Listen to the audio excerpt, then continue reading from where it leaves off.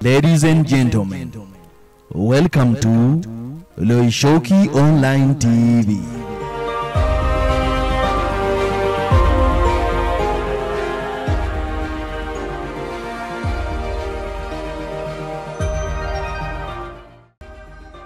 Ladies and gentlemen, welcome to Loishoki Online TV.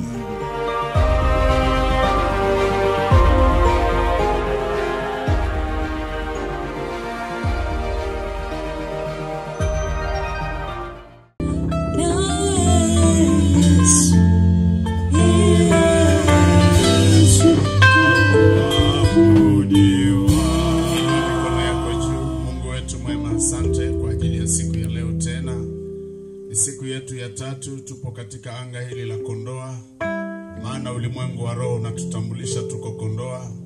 Jina lako lililokuu lihimidiwe na litukuzwe milele. Asante kwa wingu lako la rehema, asante kwa watoto wako wa kiume na wa kike. Asante kwa sababu ya uongozi wa nchi, asante kwa sababu ya uongozi wa eneo hili la Itololo Bwana, asante kwa sababu ya serikali zote ambazo zinaongoza taifa hili. Wewe ni Mungu wala hatuna kama wewe. Neema yako itutoshe tena majira kama haya. Tunapokwenda kujifunza neno lako, uwepo wako utufunike. Lakini Mungu, kumbuka rehema. Tusamehe pale ambapo tumekutenda dhambi kwa kujua ama kwa kutokujua, maana hakuna mwenye haki hata mmoja. Maandiko yanasema sote tumetenda dhambi na kupungukiwa na utukufu wa Mungu. Tunahitaji neema na kibali kutoka kwako ili utumishi huu ukakurudishia utukufu, na damu ya Yesu Kristo ya agano jipya tutakase na kutupatanisha. Ninaomba ufalme wako usimame mahali hapa, mhudumie kila mmoja walioko hapa na wanaotufuatilia maeneo mbalimbali wakisikiliza maeneo waliko sasa. Neema yako ikawaguse kwa sababu wewe ni Mungu li hai. Sifa na heshima na utukufu ni za kwako. Tunaondoa kila uwepo usiotokana na wewe na nguvu za giza, wachawi, washirikina, waganga, wakuu wa giza. Tunawakamata na kuwafunga na kuwaondosha katika jina la Yesu. Anga hili tunalimiliki kwa mamlaka ya damu ya Yesu. Uaminifu wako tufunike na neema yako iwe juu yangu, ili kile unachotaka kusema ndani yetu pate kuachilia kwa jinsi unavyopendezwa. Katika jina la Yesu, na watu wote tuseme amen.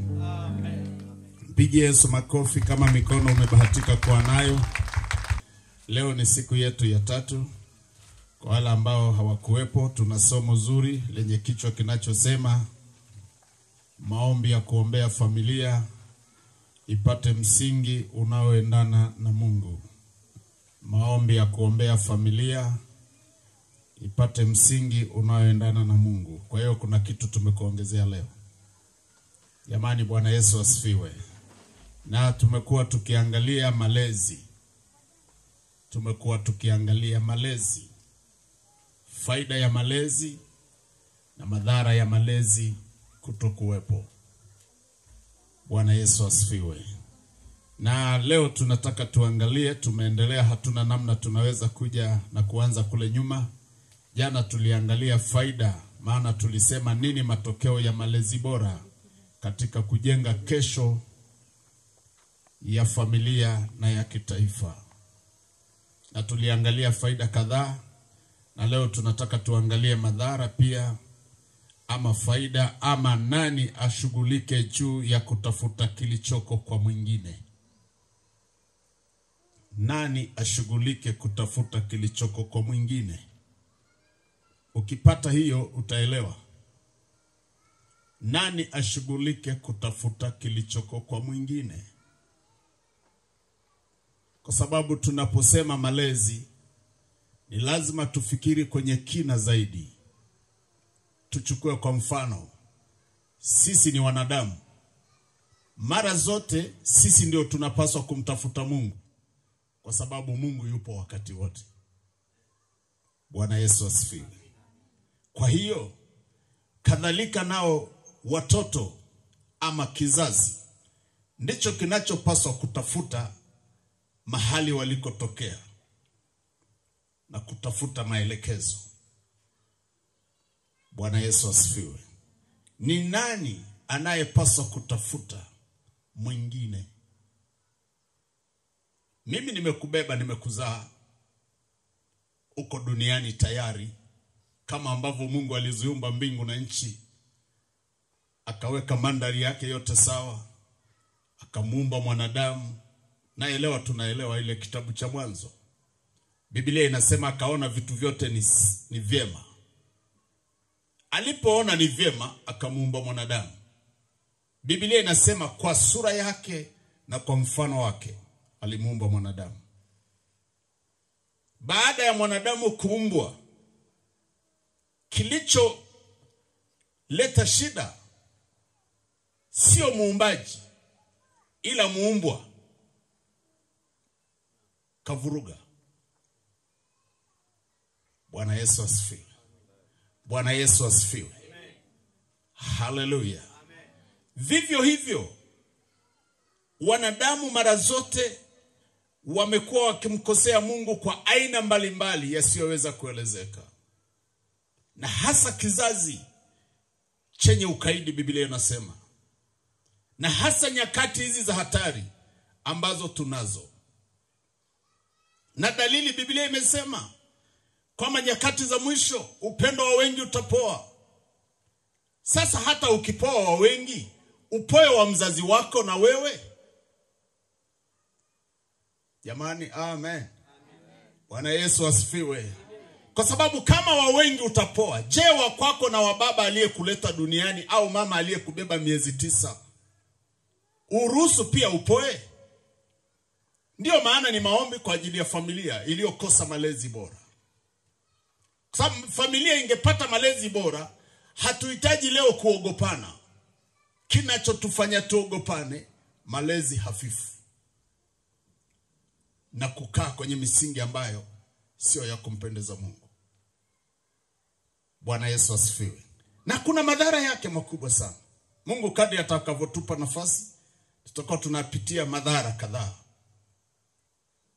Kwa sababu usiseme tu kwamba umekataa malezi alafu unataka kujenga msingi mwingine. Mbinguni hawakusomi. Na Mungu akishashindwa kukusoma, kwa sababu atakusomea wapi? Kwa mzazi wako. Mungu hasomi watu bila utaratibu aliouweka. Amesema hivi, tuangalie mstari ile ya kitabu cha Waefeso. Angalia Waefeso, tuanze na Waefeso. Ni nani anayepaswa kumtafuta mwingine? Wewe andika tu hivyo. Jamani, amen. Waefeso sura ya 6. Kuna vitu tunataka tuangalie leo. Jinsi Roho atakavyotusaidia. Nani anapaswa kumtafuta mwingine? Wewe fikiri tu kama mimi ninavyofikiri. Mimi nimefikiri vitu vingi sana. Somo hili limenipeleka pengine tena pa kutafakari. Na kushauri ukiwa kwenye hema hii, usiruhusu simu yako. Na Mungu atatubariki, tutafunga vyombo vya kuzima simu yako. Tuko ibadani kuliko ibada unavyofikiria. Kwa hiyo nakushauri zima tu. Nasikia umeelewa. Naona wengine wakizima. Zima simu tu. Baadaye kuna kitu kinaitwa huko itakutafuta. Utapiga baadaye. Bwana Yesu Kristo asifiwe. Waefeso sura ya 6 mstari wa 1 hadi ule mstari wa 3. Biblia inasema, enyi watoto watiini wazazi wenu katika Bwana, maana hii ndiyo haki. Waheshimu baba yako na mama yako. Amri hii ndiyo amri ya kwanza yenye ahadi. Yamsema yenye ahadi. Sasa turudi kwenye pointi yangu. Nani anapaswa kumtafuta mwingine? Mimi nimekuahidi nitakupa hela. Wewe na mimi, nani anapaswa kumtafuta mwingine? Mimi nina hela. Mimi nina kitu cha kwako. Mimi ndio nikutafuta, wewe ndio nitafute. Watu weusi, Bwana Yesu asifiwe. Unajua sisi ni weusi, unaelewa? Bwana Yesu Kristo asifiwe. Anasema hivi, waheshimu baba yako na mama yako, mstari wa 2. Amri hii ndio amri ya kwanza yenye ahadi. Kwa hiyo kuna ahadi mahali fulani. Mimi kama mtoto napaswa kuifuatilia hiyo ahadi yangu. Mama, umeniahidi kabla hujafa kuna vitu utaniambia. Hajanielewa. Ili somo utakutana nalo hewani. Utabidi tu muombe Mungu. Mungu utanikutanisha na somo la maneno wapi? Kwa sababu watoto wa sasa hawajawahi kufundishwa wala hawana hata kutafuta kujua kwamba kwa nini network yao imeyumba. Kwa sababu watoto network zimeyumba. Vijana wanaoana kwenye picha. Wewe unaoaje kwenye picha kama sio mapepo yamekujia kichwa? Unaoa kwenye picha. Kwenye picha. Kwenye picha. Kwa nini usile ugali kwenye picha ukashiba ukalala? Lakini unaoa kwenye picha. Na uko tayari kabisa kumwambia baba yako na mama yako, mimi huyu ndio nimemtaka. Lakini hata siku moja hujajua misingi ya kwao, hujajua hali ya kwao, hujajua namna ya maisha waliotokana na wazazi wao. Ila umesema hata kwenye maji namuona. Umemuonea wapi kama sio una kipepo? Kwenye maji umemuona. Na unategemea baraka ya wazazi ije kwako. Hawakupi.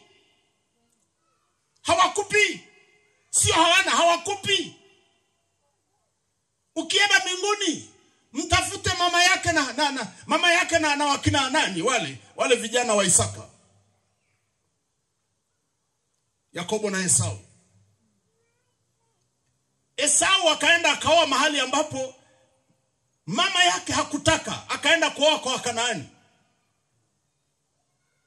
Mama akamwambia Isaka, mimi hali hii ninayoona, nimeletewa mwali wa kwanza, wa pili, wa tatu. Hao wote naona dishi hili halitakaa sawa. Na huyu mtoto mwingine, huyu Yakobo akienda tena akileta kule, tumepata hasara mara mbili. Kwa hiyo tunafanyaje? Kasome Biblia yako. Jamani, Bwana Yesu Kristo asifiwe. Bwana Yesu Kristo asifiwe. Haleluya. Kwa hiyo lazima kuwepo na mtu fulani anayetakiwa kumfuata fulani. Haja nisikia. Jamani, amen. Waebrania sura ya 7 mstari wa 7. Wewe unasomaga kwa kuchelewa, kasome. Anasema haikanushiki mdogo kubarikiwa na mkubwa. Sasa kama mkubwa ndio amebeba cha kubariki mahali, wewe unayetakiwa kubarikiwa inabidi ile neno haikanushiki, kwa hiyo inabidi utafute kwa gharama. Usike kwa njia yoyote ile. Ni Waebrania 7 mstari wa 7. Jamani, Bwana Yesu asifiwe. Ngoja nimsomee mtu ambaye amechelewa kupata Biblia. Maana unajua tukisema wakati mwingine unaweka alama unasema hii na ukakasi kidogo. Wewe tusome Biblia. Hatuja kurupuka. Tulimuomba Mungu kwanza. Anasema wala haikanushiki kabisa. Hebu sema kabisa. Kwamba mdogo ubarikiwa na mkubwa. Hebu sema kabisa. Sasa wewe iondoe. Kwa hiyo unataka baba yako aje akuambie shikamoo mzee kwa sababu una kisadaka, una kipesa yako 2. Una pesa yako 2. Hebu sema pesa 2. Yaani kwa kuwa tu una kipesa zako 2 za kubadilishia kahawa na tangawizi, nije nikwambie shikamoo mzee. Anasema haikanushiki kabisa. Maana yake huyu mtu mdogo ana kitu anachopaswa kuenda kuchukua kwa yule mkubwa. Na akikipata, sio anakipata kwa hasara, anakipata ili ajue kina gharama. Kwa sababu baada ya mkubwa ambaye amekupa baraka, hiyo baraka inabaki kwako ili wewe pia uwe muendelezo wa kutoa baraka. Haleluya. Bwana Yesu asifiwe. Mpe Yesu makofi kama unaona vema. Kwa hiyo lazima ulipie gharama. Sio kitu cha kufikiri, ni kitu cha kulipia gharama. Na kwa sababu hatujalipa gharama, tunapita mitaani tukifikiri tutakwenda tufanikiwe. Mbinguni hawatatupa tufanikiwe, maana neno la Mungu ni amina na kweli, limepimwa mara 7 kwa moto. Mungu habadiliki. Mungu hana kivuli cha kigeugeu. Wewe kengeuka, Mungu anabaki kama Mungu. Wewe kataa malezi, Mungu anabaki kama Mungu. Wewe waone wazazi wamechoka, wametembea kama wamekata center bolt, wacha wakate, lakini wana kitu cha kwangu, naenda kwao. Bwana Yesu asifiwe. Wanatembea kama hawaoni, ni sawa. Na unajua wakati mwingine binti akimwona mama yake amepindana anasema, hivi nilitoka kwa huyu kweli? Alikuwa mzuri kuliko wewe, unajua. Alikuwa mzuri kuliko wewe. Ni kweli leo unamwangalia utafikiri upande mmoja wa taya umerudi nyuma. Wewe sio wako utarudi nyuma, utaenda juu. Bwana Yesu Kristo asifiwe. Bwana Yesu asifiwe. Kwa hiyo lazima tufike mahali pa kusema, hivi kuna mahali gani tumepoteza dira? Na mahali tulipopoteza dira ni kutokujua nani amtafute mwingine. Sasa tukijua nani amtafute mwingine, itabidi tutumie sasa fursa tulionayo kabla Yesu parapanda yake haijalia. Maana ikilia, nisikilize, sio tu umekosa baraka ya duniani, mbinguni uendi. Okoka mpaka panda mawinguni, mbinguni uendi. Kifika mbinguni anakuambia yenye ahadi nipi? Wewe unanitaka mimi alafu mama yako umpendi. Utampendaje Yesu usiyemuona wakati mama aliyekuleta duniani umpendi? Unamuona kama amepoteza direction. Nakutana na baba yako, unamwangalia, ukiona simu unaangalia simu unasema, huyu mzee haikosi saa hizi hana hela ya sigara. Okay. Hana hela ya sigara. Hana hela ya pombe. Hana hela ya kwenda kunywa kahawa. Alafu unamwambia, mzee nitakutafuta baadaye, ngoja niko ofisini. Wala haupo ofisini, uko kijiweni. Itakutafuta hiyo. Apandacho mtu ndicho atakachovuna. Ukipanda ubaya ni kwa ajili yako. Ukipanda wema kwa ajili yako.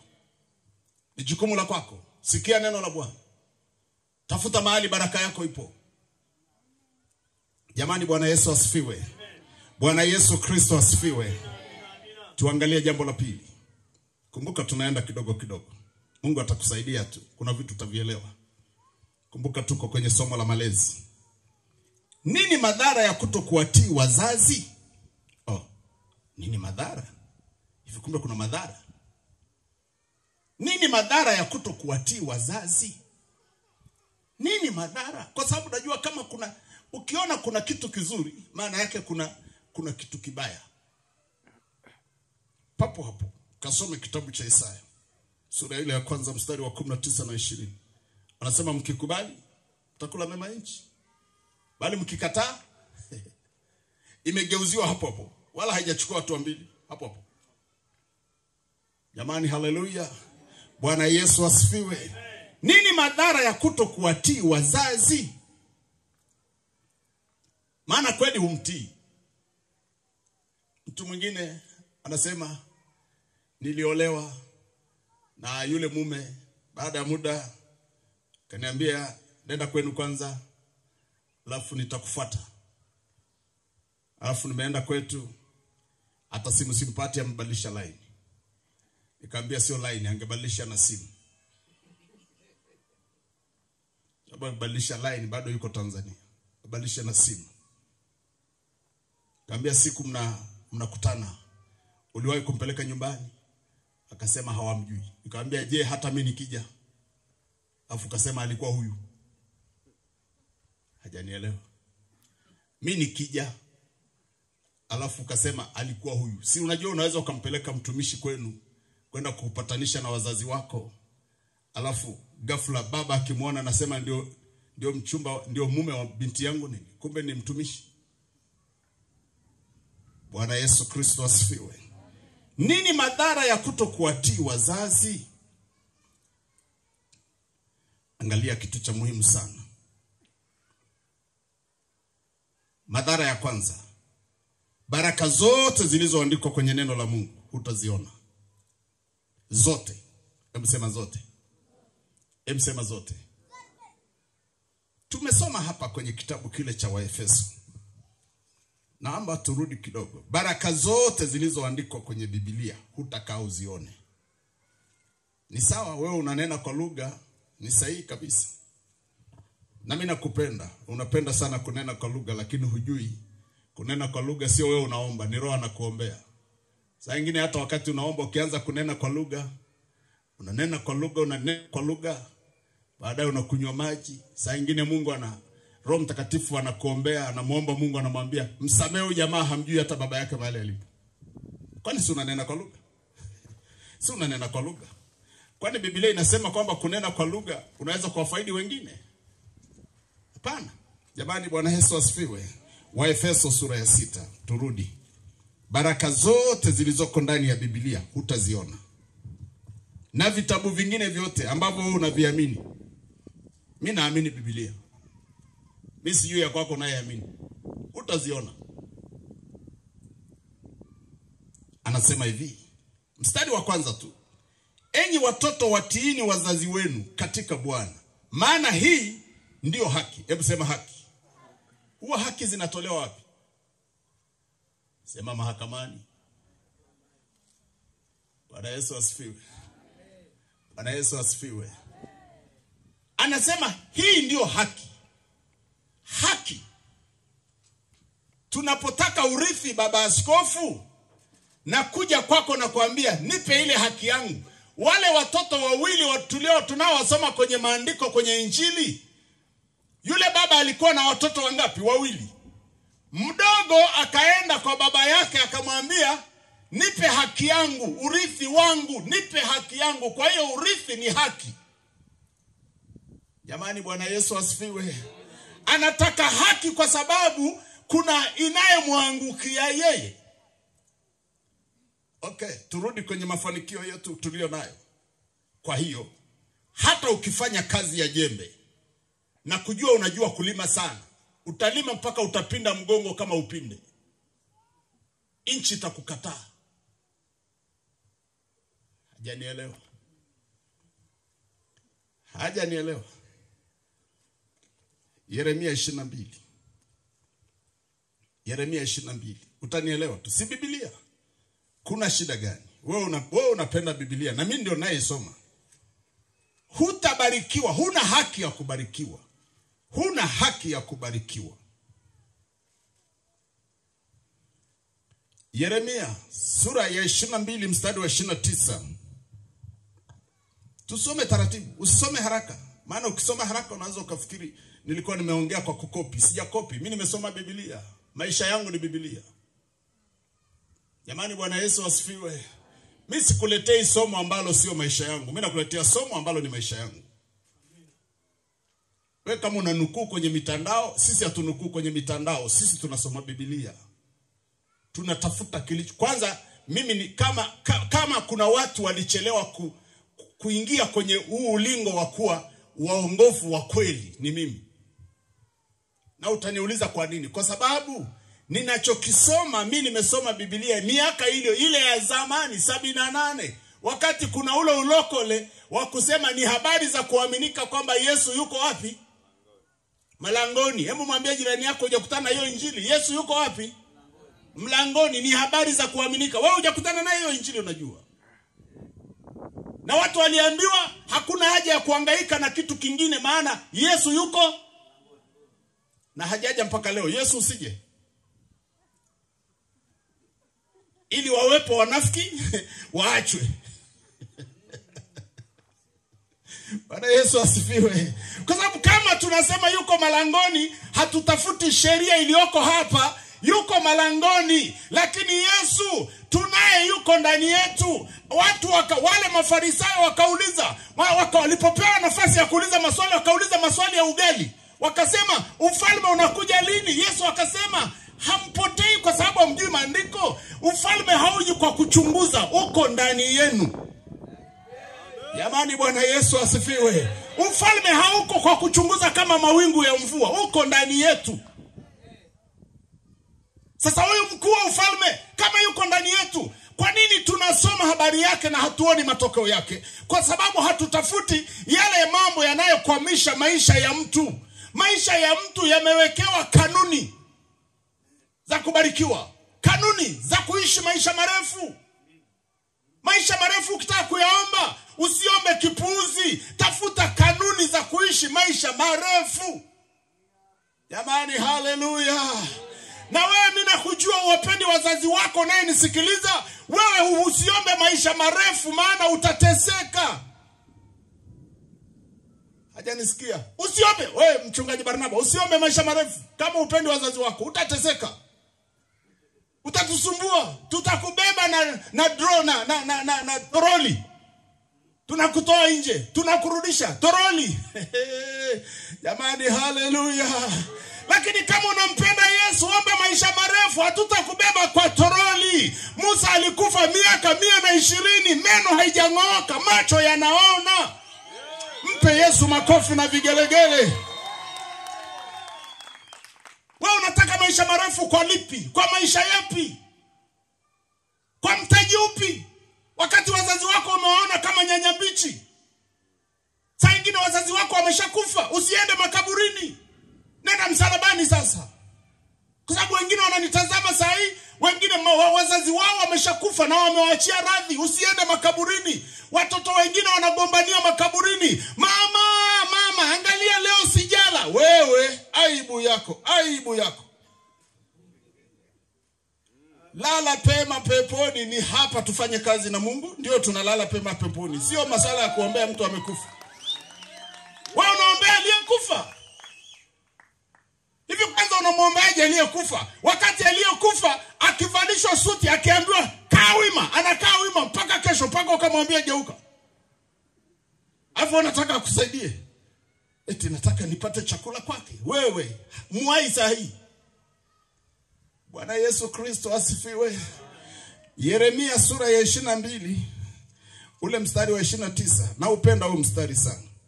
Ulinisumbua sana. Niliusoma mara nyingi sana. Paka nije nipate ufunuo. Karibu miaka 7 nasoma huu mstari. Angalia Yeremia.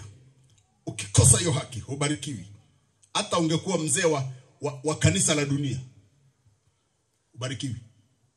Fanikiwi. Angalia anachosema. Mstari wa 29 anasema, nchi lisikie neno la Bwana. Lisikie neno la Bwana. Mstari wa 30. Bwana asema hivi, andika habari ya mtu huyu kwamba hana watoto, kwamba mtu huyu hatafanikiwa siku zake zote. Maana hapana mtu katika uzao wake atakayefanikiwa, akiketi katika kiti cha enzi cha Daudi, maana yake akiokoka, na utawala tena katika Yuda. Mimi bana ni askofu. Sasa sio huyu wa kwetu. Mimi bana ni archbishop. Ongeza hata nena kwa Kichina. Hamna shida. Kama tu wajui waliko. Na usiende makaburini. Ukishachemka rudi msalabani.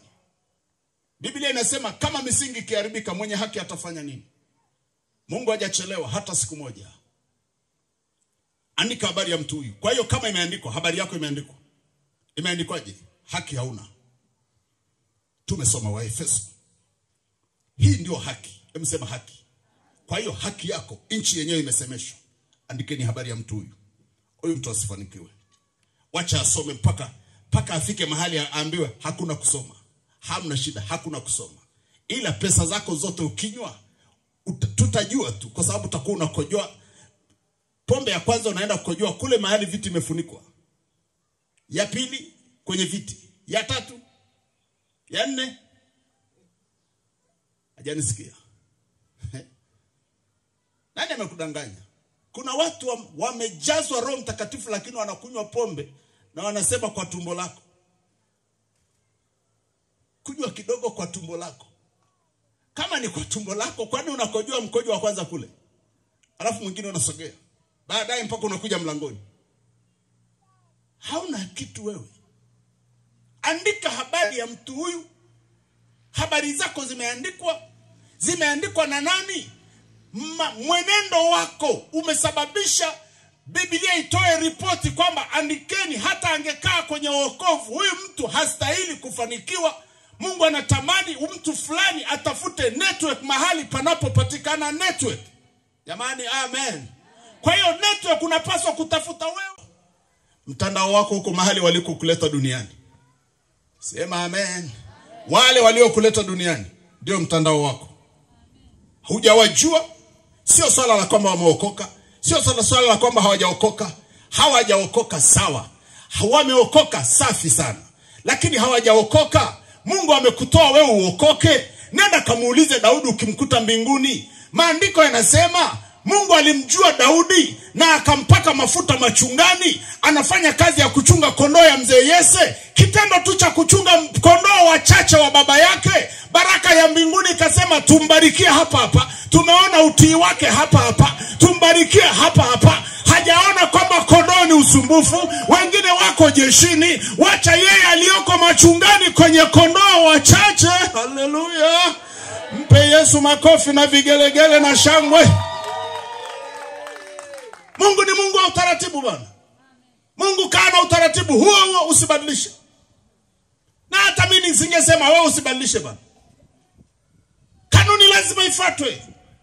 Hawezi kusema unataka kubarikiwa. Ndio maana kuna watoto wamewaacha wazazi wao, wamewatelekeza kwenye vijiji, wamewaacha hata hawatazami, wameishia mijini, na hata huko mijini vichwa vinapata moto kwa sababu hawataki kujua mahali baraka yao ipo. Jamani, haleluya. Bwana Yesu Kristo asifiwe. Baraka tafuta wewe mtoto. Tafute mahali liko. Na bahati nzuri Biblia inasema kwenye kile kitabu cha Mhubiri, ile sura ya 12 mstari wa 1, anasema nimewaandikia ninyi vijana kwa kuwa mnazo nguvu. Kama Mungu amekupa hizo nguvu, kimbilie Bwana, mtafute mahali baraka yako ipo. Na sauti inafika masikioni mwako, baraka yako iko kwa wale waliokuleta duniani. Mbinguni wameshaweka haki yako pale. Jamani, haleluya. Maisha marefu yapo kwenye haki ile ile. Bwana Yesu asifiwe. Bwana Yesu asifiwe. Tuangalie kitu kingine cha tatu, alafu tunakwenda kuomba. Mwambie jirani yako, baraka yako lini utakutana nayo? Mwingine anasema sasa baba yangu kwanza tu hana hela. Sawa. Hana hela lakini ana maneno. Hana hela lakini ana maneno. Amani, haleluya. Kitu cha tatu. Baraka ipo ndani ya matamshi, sio kwenye vitu. Baraka ya wazazi Mungu ameifunga kwenye matamshi, sio kwenye vitu. Baraka ya Mungu kwa wazazi Mungu ameifungia kwenye matamshi. Na hata ya kwake Mungu yako kwenye matamshi. Ukimuomba Mungu nipe 1,000,000, hakupi hela kwa noti, anakupa hela kwa matamshi ya kiroho. Ndizo zinazo tufanya tunafika mahali tulipo. Jamani, Bwana Yesu asifiwe. Kwa hiyo unataka baraka za Mungu ambazo zimepitishwa kwa wazazi ziko kwenye matamko. Fikiri sasa mimi na wewe, kama yako kwenye matamko, wazazi wako wamekutamkia nini? Umetamkiwa nini? Hapo ulipo umetamkiwa nini? Je, wanasema jamani, alivyo na asionekane tena? Bwana Yesu asifiwe. Kitabu cha Mwanzo sura ya 27.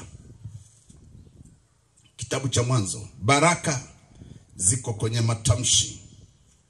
Kwa hiyo usiishie tu kwamba umeenda kwa wazazi alafu ukawaangalia macho ukasema ndio nabarikiwa sasa. Wewe kaa mbali sana na hiyo baraka. Baraka iko kwenye nini? Sema matamshi. Matamshi. Hata wachungaji wanabarikiwa kwa matamshi. Sio kwa kupewa sijui vitu wanavyopewa ndio wao wachungaji. Hata yale mafuta wanapomiminiwa. Hata Samuel alipoenda kumtia mafuta Daudi, hata alivyomtia mafuta Sauli, mafuta hayafanyi kazi isipokuwa matamshi yaliyoko nyuma ya yale mafuta. Jamani, Bwana Yesu asifiwe. Kwa hiyo wazazi nao utawafurahisha na nini ili wakutamkie kitu? Hajanielewa. Utanielewa kwa kuchelewa. Wazazi wako utawafanyia nini kitakachowasababisha waongee, wapate kitu cha kusema? Hicho cha kusema ndio baraka. Hicho cha kusema ndio baraka. Jamani, Bwana Yesu asifiwe. 27, 26 mpaka 29. 27, 26 mpaka 29. Biblia inasomeka hivi. Isaka baba yake akamwambia, njoo karibu sasa ukanibusu mwanangu. Akakaribia akambusu, naye akasikia harufu ya mavazi yake, akambariki akasema. Sema akasema. Unajua inatosha tu, ningekwambia inatosha tuamke tuondoke. Jamani, haleluya. Kwa hiyo zile baraka, baada ya huyu babu kula chakula, na alimwagiza mmoja kati ya wale watoto mapacha, Esau na Yakobo, akamwambia Esau, kanifanyie mawindo. Na mama akasikia. Jamani, kina mama Mungu amewapa akili nyingi sana. Yaani mna akili nyingi sana. Kina mama mna akili nyingi sana. Ndio maana Petro anasema ishi na mke wako kwa akili. Ni watu wenye akili, na mimi nawapenda kwa sababu akili zao zinatusaidia kutulinda. Jamani, Bwana Yesu asifiwe. Unajua saa nyingine inabidi unafikiri kwamba kwa nini hao watu wamepewa akili nyingi. Mama yake na Yakobo akasikia wakati Isaka anamwagiza Esau, nenda kafanya mawindo vile nitakavyo, alafu njoo nifanyie hayo nitengenezee chakula niipendayo, nipate kula nishibe nikubariki. Mama akasikia akasema, ngoja, anayetakiwa kubarikiwa kwanza tumboni walikorofishana wa jamaa. Mani amina. Fanya hivi. Uko tumboni wa jamaa walishanikorofisha hawa. Hujamsoma huyu mama ni? Kasome. Biblia inasema kwanza alichelewa kupata mimba. Alafu alipopata mimba, kasome 26. Kwenye hiyo sura 26 nyuma yake. Alipopata ujauzito, alafu hali kawa mbao ya tumboni. Akasema kama kuishi ni namna hii, kunafaa nini? Sasa leo kuna kitu kimetokea cha kutakiwa kuachiliwa urithi. Na anajua kabisa mtoto anayenisikiaga ni huyu jamaa anayenisaidiaga kukaranga pale nyumbani. Unajua kusaidia mama. Je, vijana, je mnanisikiliza je? Ukienda jikoni unakaa mezani kama baba yako. Wakati unatakiwa msogelee mama. Mama, namna hata ya kukaanga ujue. Fanya hivi. Na wewe unataka kuoa kwa simu, kwa mtandao, ngoja utamuoa ambaye hajawahi kupika kwao. Mnakutana draw. Uliyemuoa hajawahi kupika kwao. Na wewe pia hujawahi kumsogelea mama. Kitaeleweka. Mtakaa honeymoon na zile hela zetu tulizowaletea. Baada ya muda ukimwambia pika, anakuambia sijafanyaga, ni baba anafanyaga kwetu. Mnaangaliana. Sasa ndio itakuwaje? Kila mtu anamwambia mwenzake, "Halo, wewe upiki, mimi sipiki." Basi unachukua unaenda mgahawa wa karibu kwa sababu umefunga ndoa jana, watakuheshimu siku ya kwanza, ya pili, ya tatu. Baada ya hapo hawakupi tena chochote. Hiyo ndoa imekuwa ndoano. Ni draw hiyo. Kila mtu atatafuta. Yakobo uzuri wake, maaskofu, Yakobo alikuwa anamsogelea mama. Wakati mama anaonja chumvi kama imekolea, naye anamwambia, "Na mimi nijaribishie." Na mimi nijaribishie. Jamani, amen. Umeona aliibuka na nini? Baraka. Wewe utaki kumsaidia mzazi wako hata zile kazi ndogo ndogo.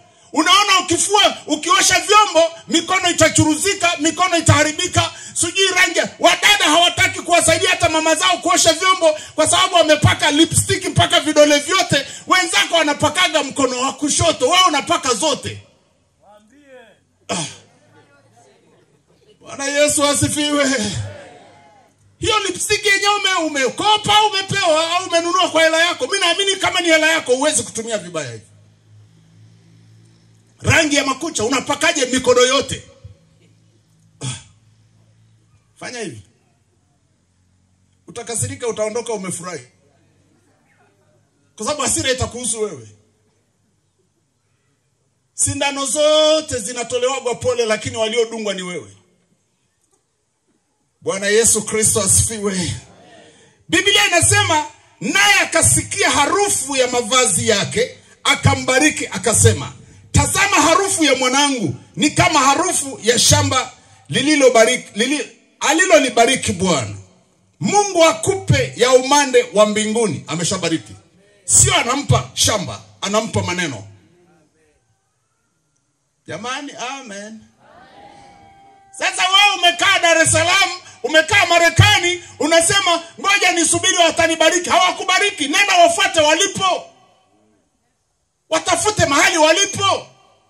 Kama bahati nzuri bado wako hai, wawahi haraka. Waambie jamani, bado kuna vitu ambavyo tunavihitaji kwenu, msife haraka. Mimi niliwahi kusikia ushuhuda moja mzuri kabisa tena ulio karibu. Mzee mmoja kashonewa suti tu na binti yake. Suti tu baba, suti. Mzee mwenyewe alikuwa amechoka, amekuwa na ugonjwa anayolala kitandani. Alivovaa ile suti, kwanza alivoona akasema ni ya nani? Mara ya kwanza akaambiwa ni ya kwako. Ya nani? Ya kwako. Ya nani? Yako. Akasema sasa kwani kuna haja ya kufa? Eti kuna haja ya kufa? Kuna haja ya kufa? Suti tu. Sio ugali, suti tu. Na ile mzee akajikagamala, akavaa, akakubali kuogeshwa, akavaa ile suti, alivovaa alinyanyuka. Hakuna kuombewa, alinyanyuka. Hafi tena, maneno yamebatilishwa. Jamani, haleluya. Na ile mzee akawaambia watoto wake, jamani, kama mlikuwa mnafikiri nitakufa haraka, hii suti tu yenyewe itakufa lini? Hii suti tu yenyewe inakufa lini? Mimi naendelea. Jamani, Bwana Yesu asifiwe. Mimi naendelea. Mpaka nyingine ipatikane. Jamani, haleluya. Mpe Yesu makofi na vigelegele na shangwe. Kwa hiyo baraka lazima uilipie gharama, tafuta mahali lipo. Angalia na mwambiaje neno lingine. Mungu akupe ya umande wa mbinguni na ya unono wa nchi na wingi wa nafaka na mvinyo, mataifa wakutumikie. Sasa mataifa, na hata ile jamaa alienda kuinda atapiga magoti dakika 2 hapa. Sema amina. Jamani, Bwana Yesu asifiwe. Wameshindana tumboni namna ya kutoka, akamshika kisigino, ametoka, lakini ameambiwa sasa yule ambaye amechelewa, ameambiwa sasa tumekuweka mbele sasa unabarikiwa. Sema amen. Unajua iko baraka ambaye hatujavijua, lazima tuvifuate, tuzitafute. Jamani, amen. Ili haki ya Mungu itembee pamoja na wewe, miaka mirefu uongezewe wewe hapo ulipo. Bwana Yesu asifiwe. Mshike jirani yako, mwambie huyu jamaa kapewa nyingi hapa. Sisi unasoma hapa, ziko nyingi. Uwe bwana, na anasema uwe bwana wa ndugu zako, maana yake uwe bosi. Uwe bosi. Mwambie jirani yako, wewe umepewa kweli? Uwe bosi. Uwe bosi. Mchungaji, uwe bosi bwana. Uwe bosi.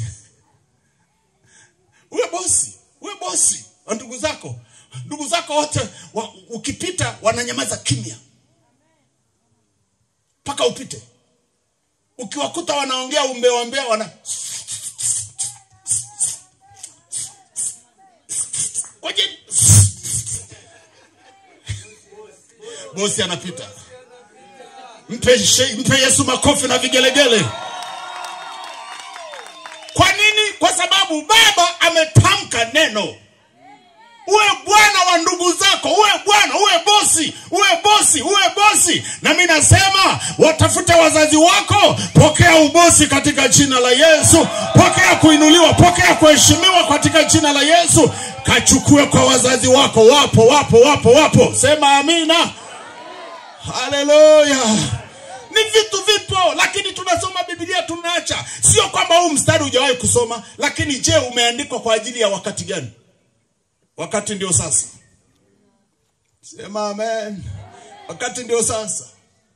Wewe unategemea nani atahubiri hiyo injili? Nani atasoma hilo neno? Wewe unategemea nani atafundisha hilo somo? Lazima tutengeneze familia bora ambayo kwa kweli Yesu akirudi atasema wale niliowadondoshea ujumbe wangu wamefikisha kwa uaminifu. Nisikilize, mimi sipunguzi injili niliopewa, ndio hii nimepewa nikufundishe. Na hii nikikufundisha na mimi nitatamkiwa na Baba yangu aliye juu.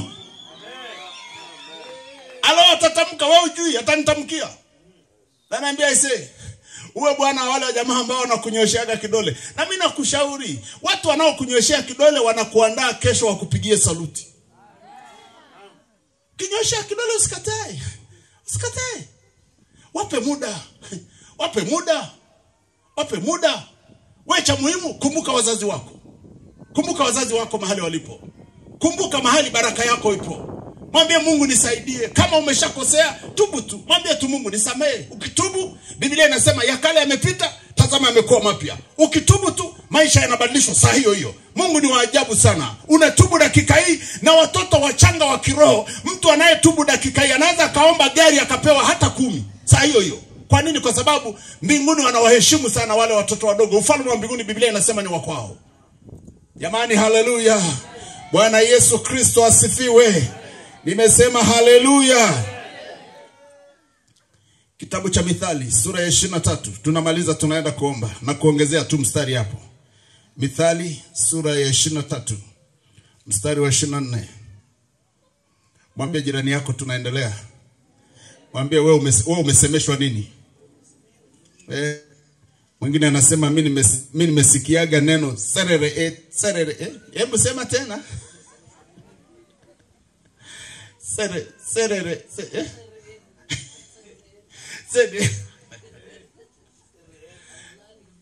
Eti.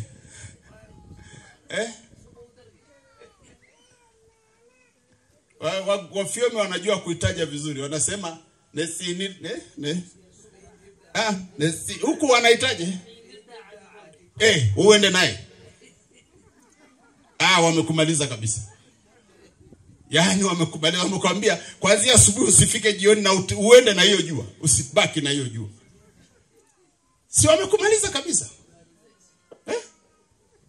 Pona yetu ni nini? Tutafute maneno mazuri. Tutafute maneno mema. Tutafute maneno ambaye kwa kweli tutawaachia na watoto wetu baadaye. Na wewe jua, wewe ni kiwanda tarajiwa baadaye. Una kitu cha baadaye. Baada yako kuna vitu vinatakiwa vitokee. Sasa wewe utatoa nini wakati wewe hujapewa? Jamani, haleluya. Mithali sura ya 23, ule mstari wa 24 mpaka 26. 24 mpaka 26. Neno la Mungu linasema, baba yake mwenye haki atashangilia. Baba yake mwenye haki atashangilia. Naye amzaaye mtoto mwenye hekima atamfurahia. Na wafurahi baba yako na mama yako. Na afurahi aliyekuzaa. Afurahi aliyekuzaa. Sasa atafurahije? Nitamkokea moto? Tamwambia ota moto, ota moto, ota moto? Hapana. Tafuta kitu ya kumfurahisha. Usiseme unayo. Uza suruali moja kama una 2. Uza gauni moja kama una 2. Yesu mwenyewe aliwaambia wanafunzi wake, mwenye 2 kanzu amgawie moja mwenzake. Jamani, amen. Bwana Yesu asifiwe. Anasema mstari wa 26, mwanangu nipe moyo wako, macho yako yapendezwe na njia zangu. Njia zangu mimi baba yako, macho yako yapendezwe na mambo ninayekuelekeza. Nikikwambia mwanangu usikwende kwenye uzinzi, acha, maana mimi huko nilishapitia, nilishaanguka huko. Mwanangu usioe kienyeji, mimi mama yako nilishaolewa nikakosea, usikosee wewe. Haleluya. Na mimi najua hata wewe kijana unayetaka kuoa kwenye simu hivi, kuna makofi unayaona hata kwa jirani.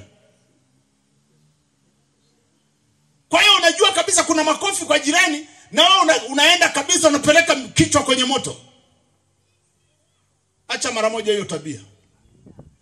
Jamani, Bwana Yesu asifiwe. Bwana Yesu Kristo asifiwe. Ikifika miaka unataka kuoa, jamani, kuoa na kuolewa ni kitu kipo. Kama wewe ni sister tutakuelewa, kama ni towashi tutakuelewa, tuambie. Haja nielewa. Kama wewe ni towashi tuambie, tukujue, tukupeleke chuo cha matowashi. Hasikii kumbe.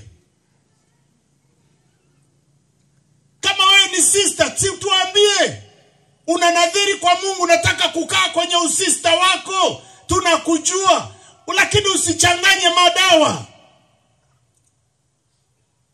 Halo, Bwana Yesu asifiwe. Ukishakuwa unataka kuoa na kuolewa, rudi kwa wazazi wako, mwambie baba, kama unamsaidiaga mama kaanga vijana ndio wa kiume watakuwa wanakimbia kwa mama. Eti mama, hivi baba alikuwa akiwa na miaka mingapi? Hajanisikia. Vijana wako very strict sana na wamama zao. Atamuuliza mama alikuwa akiwa na miaka mingapi? Ataambiwa hakuwa na ndefu kama ya kwako. Mekasirika. Fanya hivi. Sema amen. Akishaambiwa hivyo atasema kwa hiyo kuna 1, 2, 3. Kitu gani kifanyike? Baada ya hapa nenda hivi, nenda vile. Alafu uliza swali la nyongeza. Mama, hivi saa ya kuoana watu wanaoanagaje?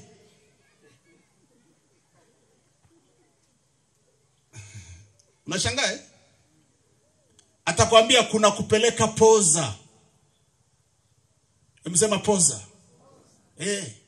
Kuna kumtuma mshenga. Watakuelekeza. Sasa wewe kwako mmemalizana kabisa huko. Kila kitu. Wewe mshenga. Wewe mchumba. Wewe mume. Wewe mpeleka poza. Fanya hivi. Kweli mchungaji amesema hayo da. Kila kitu. Mhesabu familia wewe. Utatoka na magoli yote yatakuwa yamekupiga wewe. Pona yako, tafuta wazazi wako mahali walipo. Sema amen. Mstari wa 29 narudia. Ule mstari wa 26. Angalia anasema, mwanangu nipe moyo wako, kwa hiyo mpe mawazo yako. Moyo kwa lugha ya tafsiri nyingine mawazo. Mpe mawazo yako mzazi wako. Ambe baba nataka nifanye 1, 2, 3. Hata biashara yako unayotaka kufanya mshirikishe baba yako. Unataka uajiriwe mahali fulani, mwambie baba nataka niajiriwe mahali fulani. Mwambie baba nataka nifanye kitu fulani, mueleze, kwa sababu yeye amepita mapito mengi sana. Kama ni nyani mzee. Amekwepana na vitu vingi sana. Anaelewa vitu vingi kuliko wewe. Atakwambia mwanangu usifanye hiki, fanya kile. Hichi hakifai, hichi kitaleta tabia mbaya kwetu. Hichi kitaleta storia mbaya kwetu. Jamani, Bwana Yesu asifiwe. Kwa kufanya hivyo Mungu atatembea na wewe. Mungu anasema ukikubali na kutii utakula mema ya nchi. Sema amen. Bwana Yesu Kristo asifiwe. Naomba usimame tufanye maombi. Bwana atakubariki. Tutaendelea kesho na tutatoa sadaka kabla ya hapa, alafu tutaendelea. Sema amen. Muda wetu sio rafiki, lakini ndio saa Mungu ametupa. Simama tu kwa miguu yako. Naamini kuna kitu Mungu anakupatia. Kwa hiyo leo chukua hatua. Tunapokwenda leo tunaombea familia. Kama unajua umekosana na wazazi wako, iko neema ya Kristo hapa inayookoa. Tutakwenda kuomba toba. Sio vibaya kuomba toba. Hata jana tuliomba toba. Mimi naamini kwenye toba kuna kitu kikubwa sana Mungu anafanya. Tukiomba toba sio mbaya. Chukua sadaka yako. Tutoe sadaka kwa Bwana hapa. Alafu tutaenda kwenye maombi. Kama umekuja ni mgonjwa, usiogope, tutaenda kwenye maombi. Umemleta mgonjwa, usiogope, tutakwenda kwenye maombi.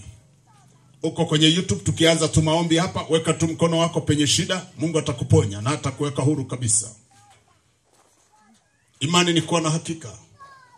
Usiseme niliombewa jana na juzi na sikupona. Hujui utukufu wa leo kama umebeba uponyaji wako. Mungu wetu ni Mungu wa ajabu sana. Haja kuponya jana, anataka angalia imani yako. Je, utakata tamaa? Shika sadaka yako. Tufanye maombi kwa Bwana. Mungu wetu uliye hai, asante kwa neno lako. Asante kwa uaminifu wako. Asante kwa fadhili zako.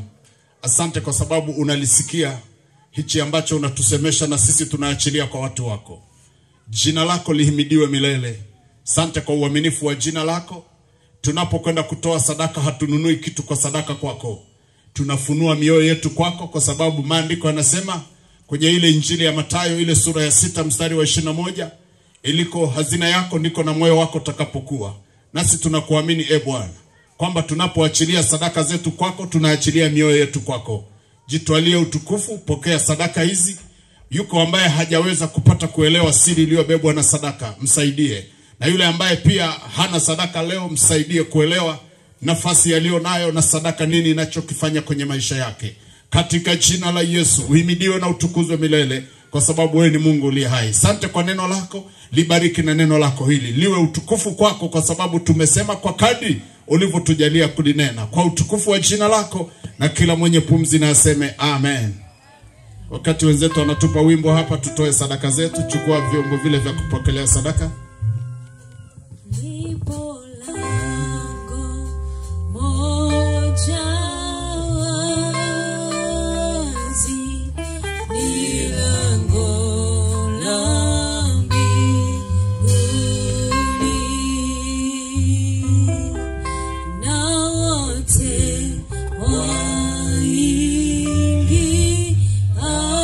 Tuimbe pamoja, tuimbe pamoja. Watapata nafasi langoni, Yesu Bwana, utewahi iye kwake.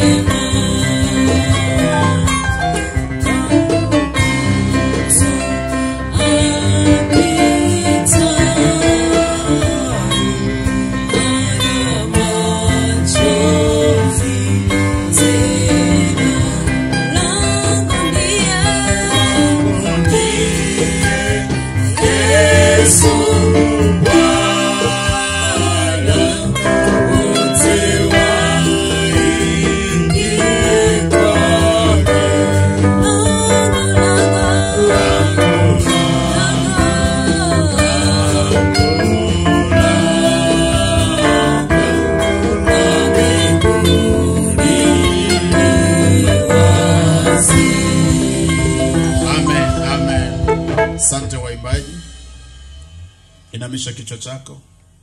Ni majira ya kuingia kwenye maombi. Na maombi kwa ajili ya familia. Mungu uliye hai, asante. Asante, asante, asante. Majira mengine mazuri tena tunakuhitaji Bwana. Na wewe ni Mungu uliye hai. Wewe ni Mungu uliye hai. Hakuna lisilowezekana kwako. Lisilowezekana kwa wanadamu, kwako linawezekana. Ulimwambia Serubabeli, si kwa uweza wala kwa nguvu, bali ni kwa Roho wangu, asema Bwana. Lihimidiwe jina lako. Yako mambo mengine hakuna mtu anaweza kumwambia mwingine, lakini wewe unaweza kuwasaidia wengine, kwa sababu wewe ni baba yetu. Watoto wako wameinamisha vichwa vyao, wana mahitaji mbalimbali, hawana Mungu wa kumweleza. Ni wewe peke yako Mungu. Wengine wanapita kwenye magumu, wengine wanapita kwenye laana, wengine wanapita kwenye namna mbalimbali, sawa sawa na imani yao. Wasaidie Bwana. Tuna ujumbe unaobebwa na maombi kwa ajili ya familia, kukujua Mungu wa kweli. Naomba neema yako. Wakati umeinamisha kichwa chako, kama kuna namna hujaenenda katika mwenendo wa kumpendeza Mungu, katika masomo tulio nayo juu ya wazazi wako, juu ya familia, au unamjua mtu ambaye ni wa familia ya kwenu hajakaa katika njia inayompasa, iko neema ya Mungu hapa. Iko neema ya Mungu hapa. Iko neema ya Mungu hapa. Inua mkono wako juu. Wewe ambaye unataka kusema Mungu, hapa leo nahitaji msaada kwako. Msaada ni kwa ajili yako. Unanisikiliza, masikio yako yako makini sana. Kuna namna hujatembea katika utii na kujua nafasi ya wazazi wako. Na una mahali unapita, huna mtu wa kumweleza, kwa sababu ni kama Mungu anazungumza na wewe. Na wakati mwingine kuna mtu unamjua ambaye hatembei katika mwenendo ambaye Mungu anautaka. Ulioko hapa na ulioko popote unaponisikiliza, umeinua mkono wako, chukua hatua yako imani. Una kitu unataka kumwambia Mungu kuhusu familia, wewe binafsi. Chukua hatua yako, songa hapa mbele. Iko neema ya Yesu. Maandiko yanasema msalabani kwa kila aminiye. Msalabani kwa kila aminiye. Sio hujaokoka, hujawahi kusikia kuna vitu ambavyo Mungu ameviweka kwenye kanuni, na ungetamani hiyo kanuni kupate. Haujachelewa. Haujachelewa. Mbinguni hakuna kuchelewa. Uliyeinua mkono wako juu, unahitaji huo msaada, songa hapa mbele. Tuombe kwa Bwana. Tuombe kwa Bwana. Tuombe kwa Bwana. Tukiomba kwa Bwana hakuna lisilowezekana. Imani ni kuwa na hakika. Songa hapa mbele. Songa tu hapa mbele. Ni msaada unaohitaji kwa Mungu, na hatuna mahali pengine. Msaada wetu ni katika Bwana. Karabo shanda ribosaya. Karabo shitiri mosaka. Chotu. Chotu. Chotu. Chotu. Ni wapi utaenda kueleza hilo tatizo? Ni wapi utaenda kuomba kama sio kwa Bwana? Ni wapi utapeleka mahitaji ulionayo kama sio kwa Bwana?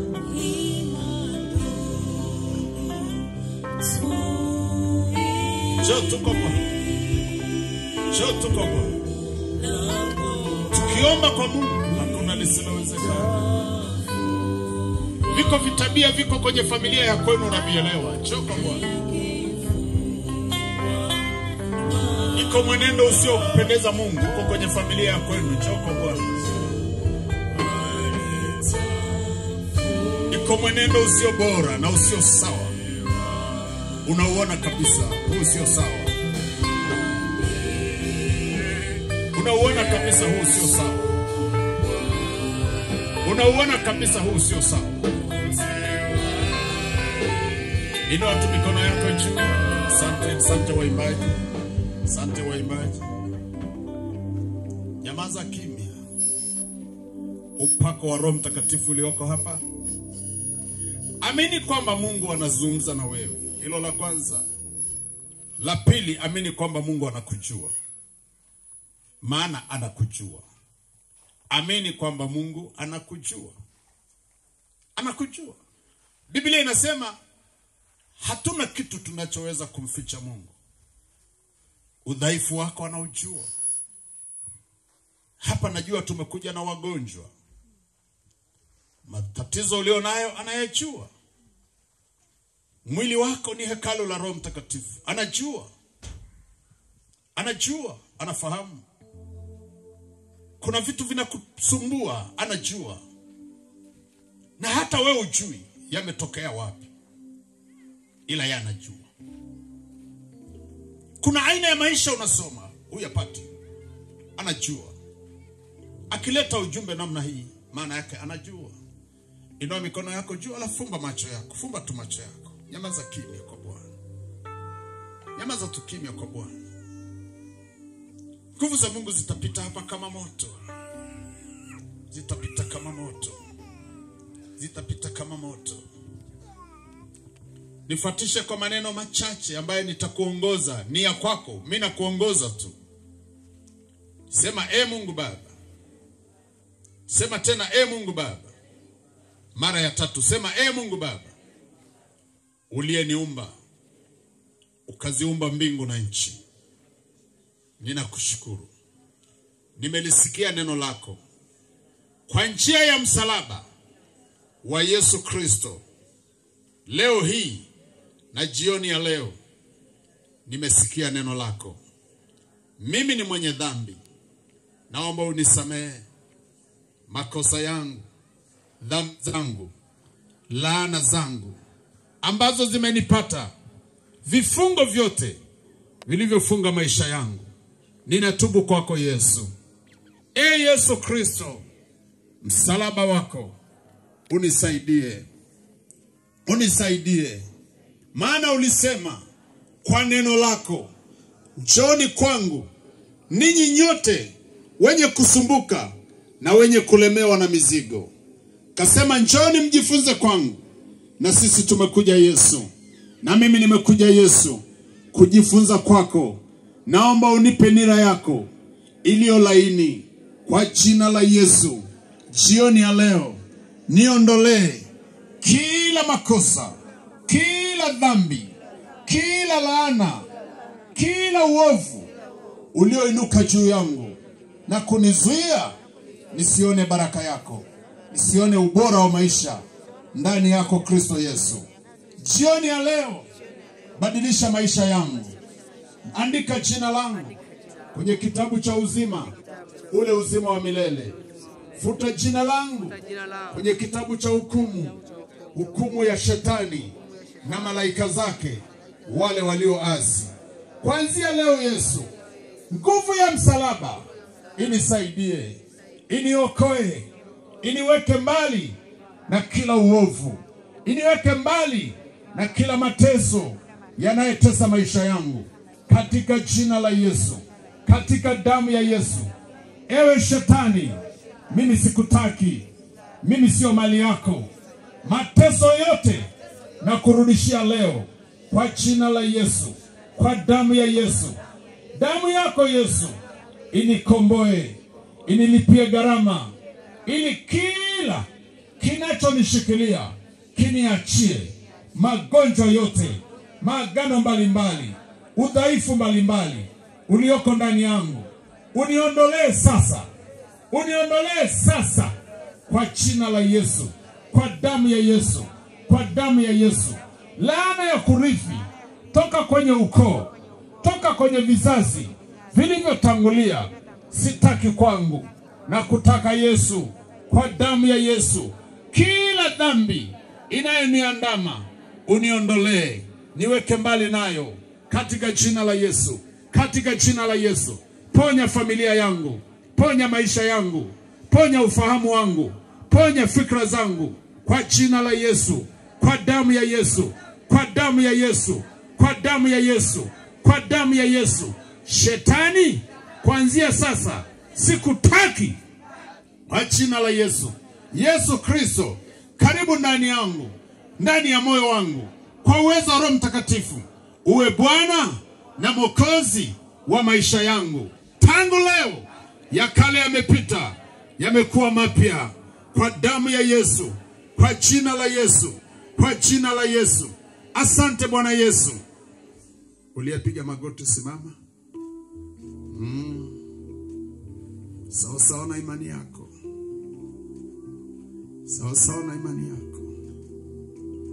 Sawa sawa na imani yako. Kama unaona kuna vitu vinakusumbua sana kwenye maisha, umeshindwa kutulia kwenye wokovu wa kweli, umeshindwa kutulia kwenye maisha ambayo yanayempendeza Mungu, weka tu mkono wako kwenye kichwa chako.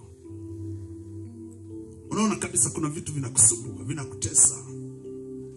Unajaribu kuondoka kwenye hili, unakuta hili limeingia, ni kama bandika bandua.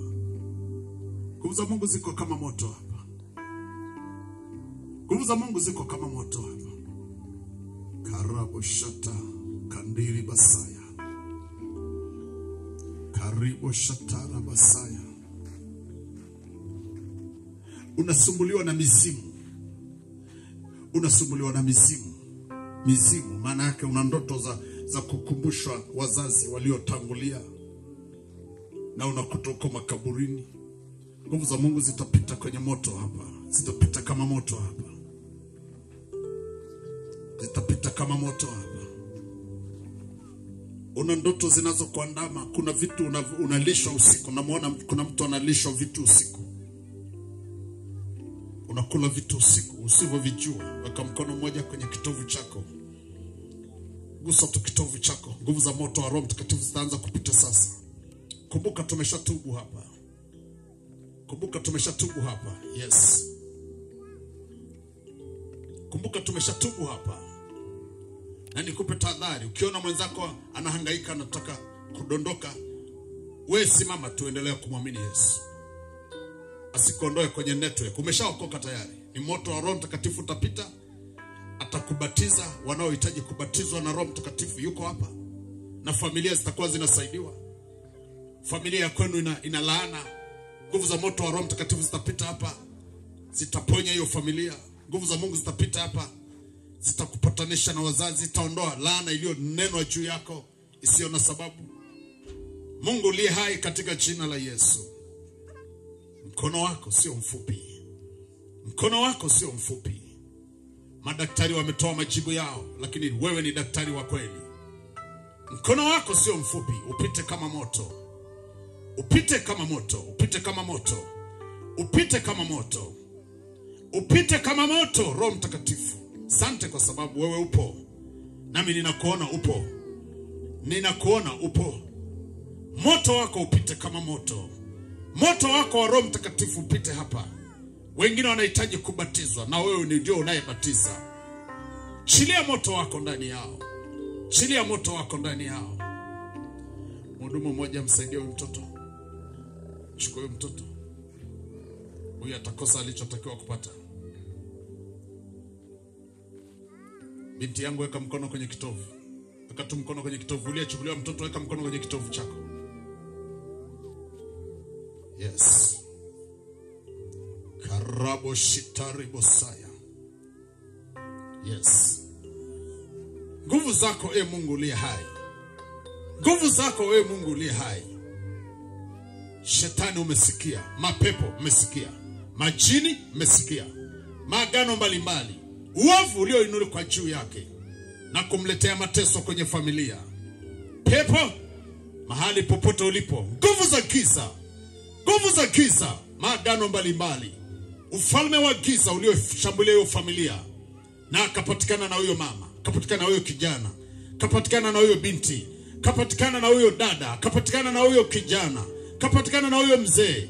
Nguvu za giza, maagano mbalimbali, pepo la mauti, pepo la kuchanganyikiwa, nguvu za giza, majini mnayeshambulia fahamu zake, mnayeshambulia maisha yake, kwa mamlaka ya jina la Yesu. Nguvu za giza, toka adui wa msalaba. Natuma moto ndani yake. Natuma moto ndani yao. Natuma moto ndani yao. Nguvu za giza zinazomshambulia kwenye ndoto, zinazomshambulia kwenye fahamu zake, zinazomshambulia kwenye ndoto. Pepo la kuzimu, jini Maimuna, jini Makata, jini Maimuna, jini Makata, jini Subiani, adui wa msalaba, adui wa haki yote, agano lolote la kipepo, agano la kurithi, pepo la kushtukiwa, pepo la kushambuliwa kifamilia, kwa damu ya Yesu, kwa damu ya Yesu. Pepo la kutokutii, pepo la kutokutii, nguvu za giza zilizopata upenyo, zilizopata mlango, kwa mamlaka niliyopewa, kwa mamlaka niliyopewa na Yesu, roho ya kuumwa kichwa mara kwa mara, kwa damu ya Yesu, kwa damu ya Yesu, kwa damu ya Yesu Kristo, kwa damu ya Yesu Kristo, kwa jina la Yesu Kristo. Agano lolote linalozuia maisha yake, lililoshikilia maisha yake, pepo, ewe jini la kidini, pepo la kidini, pepo la kurithi, pepo unayempeleka makaburini, nguvu za giza, toka, toka, toka, fire kwa jina la Yesu. Achia mwili wake, achia fahamu zao, achia nafsi yake, achia fahamu zao, achia akili yake, achia moyo wake, achia fahamu zao, achia akili zao. Ele pepo roho ya ukengeufu, pepo la ukengeufu ninakuona. Nguvu za giza, nguvu za giza mlizosimama juu ya watoto wa kiume na wa kike, pepo la ukengeufu, kwa mamlaka niliyopewa, kwa mamlaka niliyopewa, agano lolote ambalo limefanyika kwa kujua kwake ama kwa kutokujua, kwa mamlaka niliyopewa, toka, toka, roho ya nyoka mahali ulipo, roho ya hila iliyotumwa kutoka kuzimu, pepo la hila, roho ya hila mahali ulipo, kwa mamlaka niliyopewa, achia mwili wake, achia kiuno chake, achia nafsi yake, achia tumbo lake dogo, achia kiuno chake, achia kifua chake, achia ziwa lake, uvimbe kwenye huo mwili, uvimbe kwenye huo mwili, tunauyeyusha sasa. Achia kifua, achia kifua, achia kifua chake, achia kifua chake, kwa mamlaka niliyopewa. Now,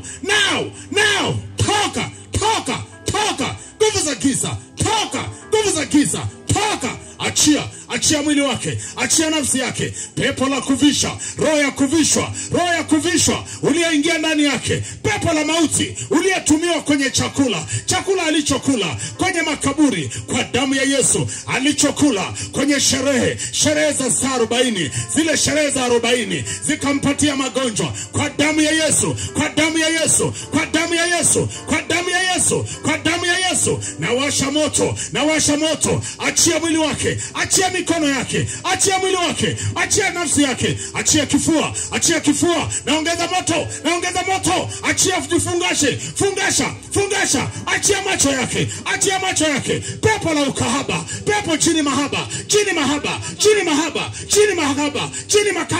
achia mwili wake, achia nafsi yake, achia ulimi wake, achia macho yake, achia ziwa lake, kwa damu ya Yesu Kristo, achia ulimi wake, moto na achilia, natuma moto sasa, uyeyushe kila cha adui, uyeyushe kila cha ufalme wa giza, kwa damu ya Yesu Kristo, kwa damu ya Yesu Kristo, pepo tasa, kwa jina la Yesu Kristo, pepo tasa, achia mwili wake, achia fahamu zao, achia akili zao, pepo la ukengeufu,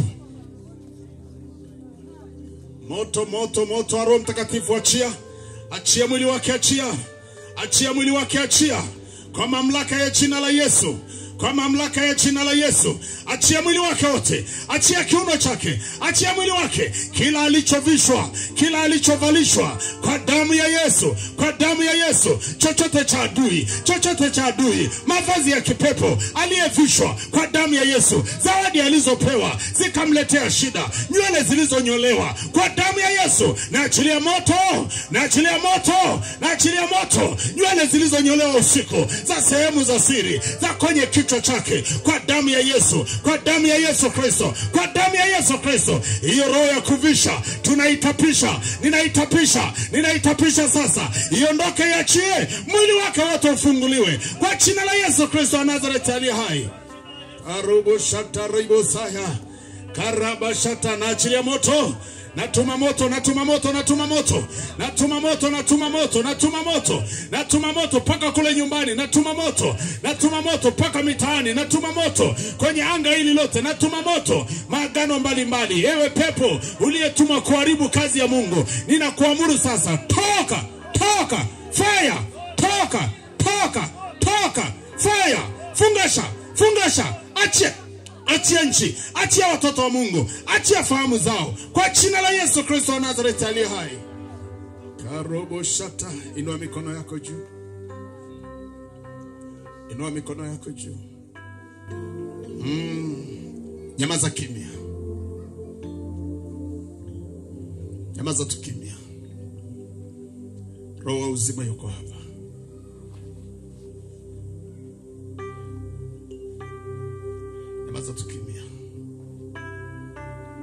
Nyamaza tu kimya, kimya naye ni chini.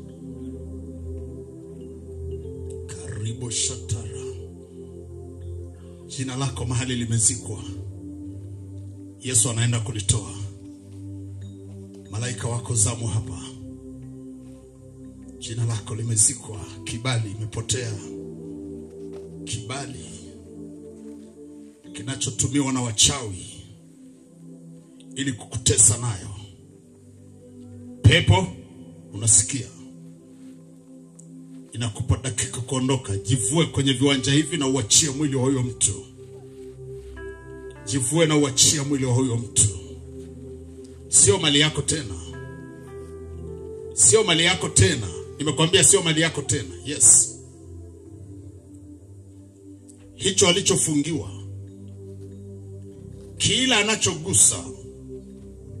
kila anachogusa kinaharibika kwa mamlaka ya jina la Yesu.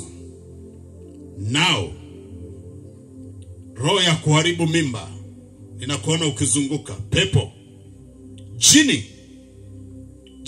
unayefanya naye zina, unayemfuatilia kwenye tendo la ndoa, kwenye ndoto, kwa mamlaka niliyopewa na Yesu, toka! Fire! Chia nafsi yake. Nafsi yake ulikoishikilia tunaitoa makaburini. Hiyo nafsi umeizuia muda mrefu, tunaitoa makaburini. Hata kufa bali ataishi, ili asimulie matendo makuu ya Bwana. Hata kufa. Yes. Hata kufa. Hata kufa ataishi. Hata kufa ataishi.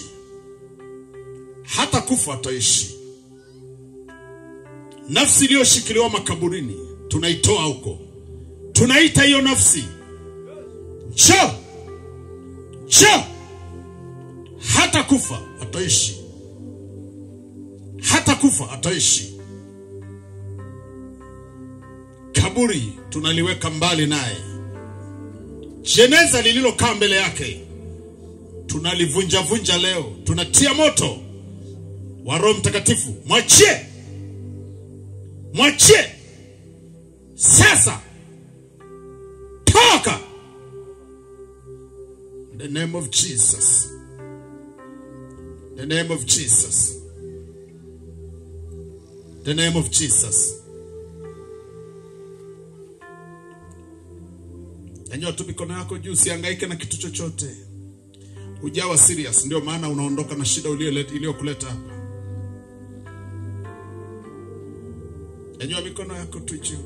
Moto unaendelea hapa, ninauona. Alafu nyamaza tu kimya. Umekuwa mara nyingi kila unachofanya, unachogusa kinaharibika. Moto unapita, hakitaharibika tena. Moto wa Roho Mtakatifu unapita, hakitaharibika tena. Mapepo yaliyotumwa ili kushambulia mikono yako. Mapepo yaliyotumwa ili kushambulia mikono yako, kwa mamlaka ya jina la Yesu. Kwa mamlaka ya jina la Yesu, yaachie hiyo mikono. Yaachie hiyo mikono.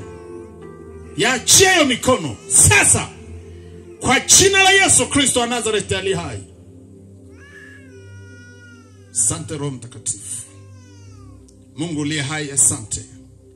Pokea sifa Bwana na heshima. Pokea utukufu na adhamu. Uweza na mamlaka zina kwako, zina wewe Bwana. Ukuu na enzi zina wewe, Mungu aliye hai. Katika jina la Yesu Kristo wa Nazareti aliye hai.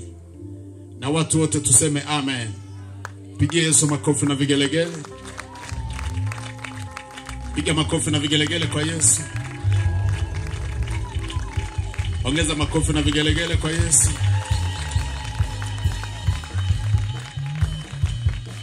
Ninaomba turudi wote, ila watu watatu wabaki hapa. Wewe uliyefunika kichwa, na wewe na yule.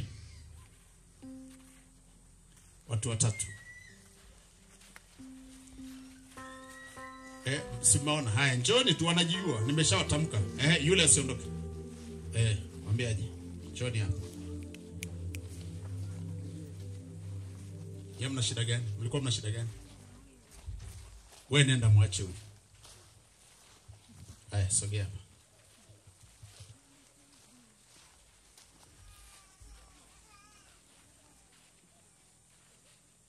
Weka tu mikono kwenye kitovu chako, mikono yote miwili. Fungue kichwa ya huyo. Huyo usimruhusu. Wewe nenda mama.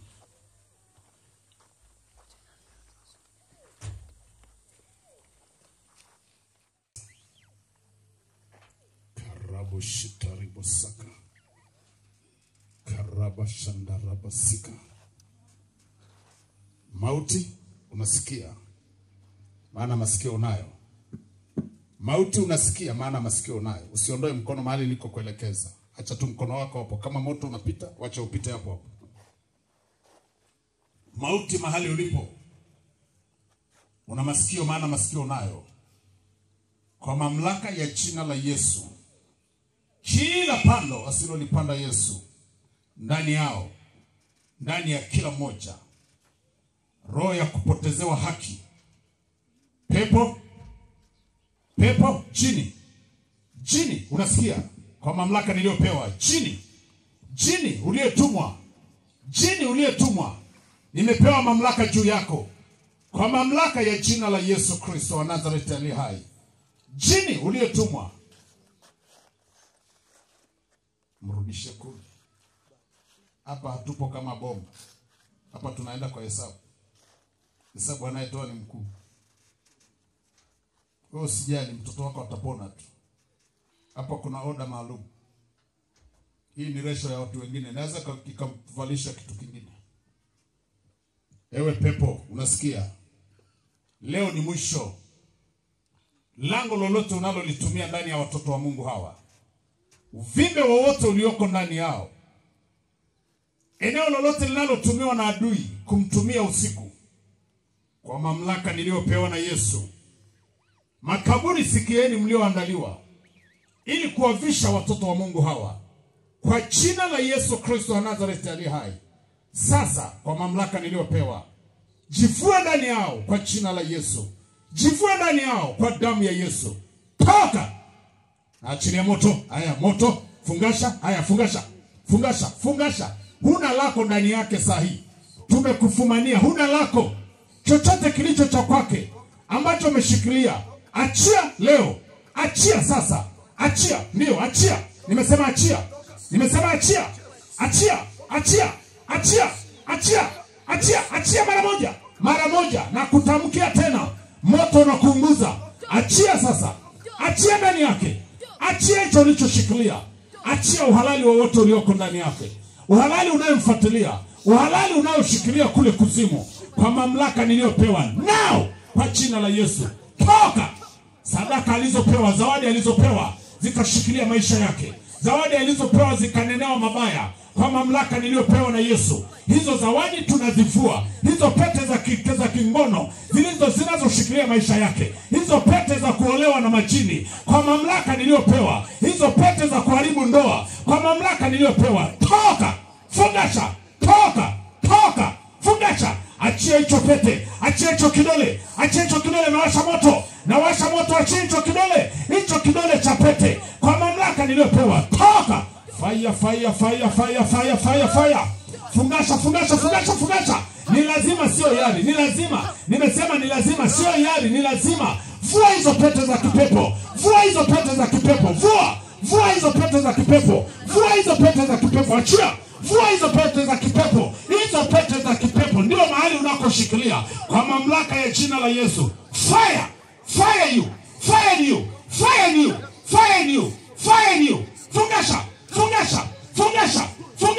Fungasha kwa damu ya Yesu Kristo. Hiyo zawadi aliyopewa ikashikilia maisha yake. Now kwa damu ya Yesu Kristo, mauti iliyoandaliwa, roho ya kutapanya, roho ya kuachika uliyotumwa, kwa mamlaka niliyopewa. Toka! Fungasha. Ondoka na urudi kuzimu. Ndio makao yako. Rudi kuzimu, sio mahali pengine. Kuzimu ndio makao yako. Fire in you. Haya, jivue na uondoke kwa jina la Yesu Kristo wa Nazareti aliye hai. Pepo ulioko ndani ya huyu dada, achia kifua chake. Pepo la hasira. Ewe roho ya hasira, umembana muda mrefu. Roho ya hasira, kwa mamlaka niliyopewa. Roho ya hasira ndani yake. Pepo la hasira ndani yake, kwa damu ya Yesu. Toka! Now kwa jina la Yesu. Toka! Achia mwili wake. Mwachie huyu binti. Roho ya huzuni toka kwenye familia, kwa damu ya Yesu Kristo wa Nazareti aliye hai. Achia mwili wake. Mwachie na huyu binti. Pepo la kifungo cha mapokeo, kwa damu ya Yesu Kristo wa Nazareti aliye hai. Uwe huru tangu leo kwa jina la Yesu Kristo. Inua mikono yako juu. Alafu fungua macho, niangalie mimi. Fungua tu macho, niangalie mimi. Wewe niangalie mimi. Ndio maelekezo, usishike mikono. Niangalie mimi. Wewe niangalie mimi. Wewe niangalie tu mimi. Uko moto utakupitia ndani yako. Ribo shatarabo sika. Moto moto tunaobeba katika Roho Mtakatifu upite, uharibu kila cha ufalme wa giza. Haya, ondoka. Nenda huko ulikokaa. Kule unakoishi. Nimesema ondoka. Si nimesema ondoka. Kimbia sasa. Kimbia ulikotoka. Kimbia ulikotoka. Si unajua ulikotoka. Haya, nenda. Kimbia. Nikupe dakika ngapi? Unaondoka uondoki. Unaondoka uondoki. Haya, kimbia. Mwachie. Achia pumzi yake. Pressure. Pressure. Pressure. Pressure. Pressure. Pressure. Pressure. Pressure. Pressure kwa damu ya Yesu. Ondoka sasa, fungasha. Fungasha. Pressure. Pressure. Achia mapigo ya moyo wake. Achia mapigo ya moyo wake. Leo mwisho. Kwa jina la Yesu Kristo. Uwe huru kabisa. Uwe huru kabisa. Uwe huru kabisa. Asante Roho Mtakatifu. Asante mwaminifu. Jina lako na lihimidiwe milele. Asante Mungu wa uzima. Asante Jehova. Asante mwenye nguvu. Wewe niangalie. Wewe niangalie. Una nini kwenye vidole vyako? Hivyo vidole vyako vina nini? Umeolewa? Ndoa yako ikoje? Wewe mimi sinaongea. Si unijibu wakati unaniangalia.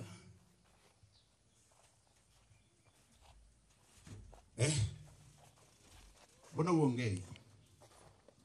Ndoa yako ikoje? Ina nini? Ina matatizo. Unataka ndoa yako iwe salama kabisa? Hebu nipe heshima za hizo pete mbili. Nitajia ya kwanza. Taja tu. Taja tu. Wewe si utaje kama ulivyosema ina matatizo. Ya kwanza ya nini? Ya rosari. Na hiyo nyingine? Ni ya urembo. Ya rosari ni ipi? Ya ndoa inawekwa wapi? Ya ndoa inawekwa wapi? Sasa mbona unaweka ya rosari kwenye eneo la ndoa? Kwa nini haipo? Kama hii ni ya kawaida tu, kwa nini usibatilishe ukafanya hiyo ya ndoa? Niangalie tu unapona leo. Na ndoa yako inapona kule nyumbani. Yaani leo ndio inapona. Niangalie mimi. Yes. Roho Mtakatifu unayechunguza moyo. Na watu wote tuseme amen. Unaweza ukapiga makofi uliyekaa. Ukipenda unaweza kusimama upige makofi na vigelegele na shangwe.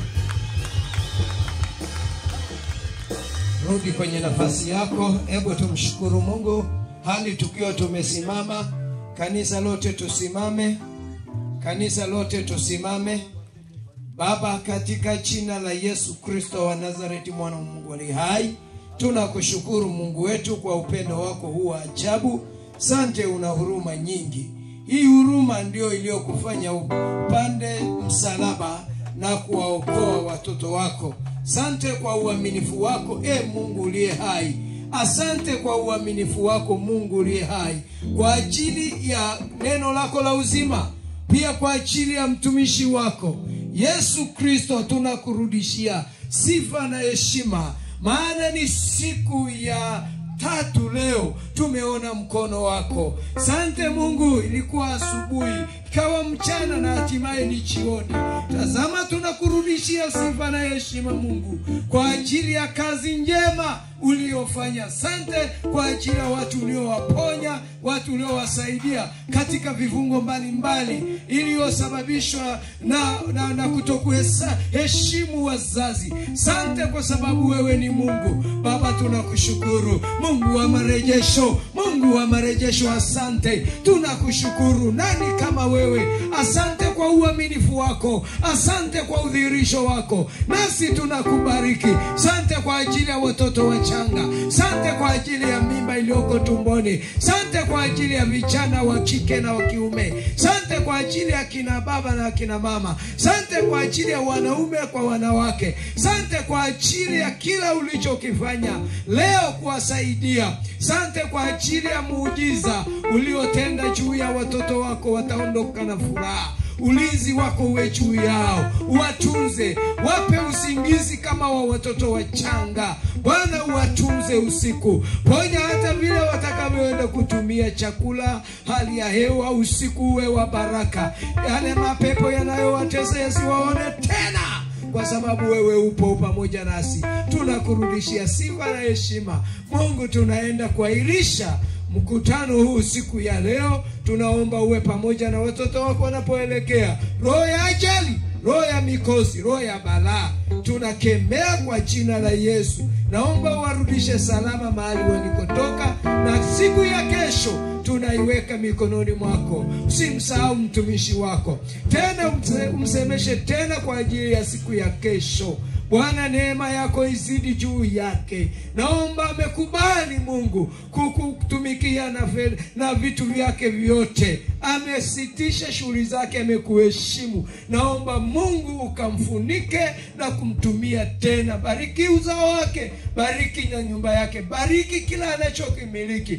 Bwana, umtumie tena katika jina la Yesu. Bariki wachungaji walioshiriki, usiwaache, uwe pamoja nao. Chunguza huduma yao, kuza huduma yao.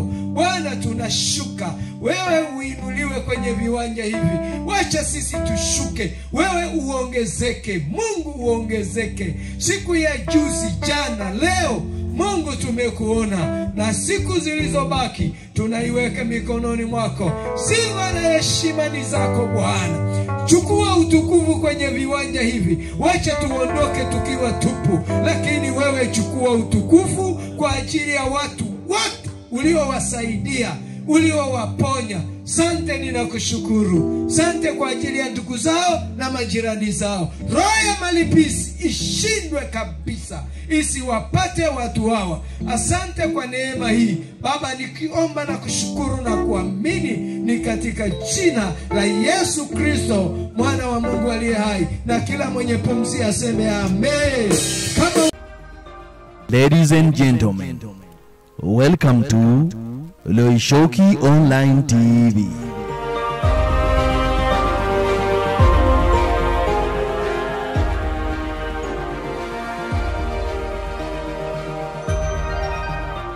Ladies and gentlemen, welcome to Loishoki Online TV.